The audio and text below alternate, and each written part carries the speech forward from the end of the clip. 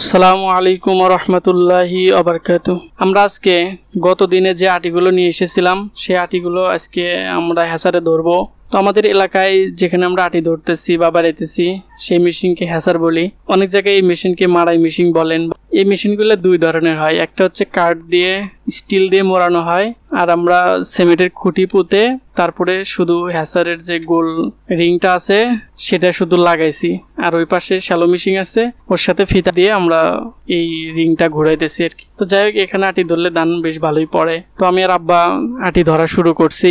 আকাশে মেঘ ডাকাডাকি করতেছে, এমনিতেই আটি খুব বেশি শুকায় নাই, একটু ভেজা ভেজা আছে। তারপর আকাশে মেঘ ডাকাডাকি করতেছে। খুব চেষ্টা করতেছি যে আটিগুলো খুব দ্রুত ধরে শেষ করার, কিন্তু হয়তো হবে না। দু এক ফোঁটা করে বৃষ্টির পানিও পড়তেছে। তো তারপরেও চেষ্টা করতেছি যে যতটুকু বাইরেন যায় আর কি।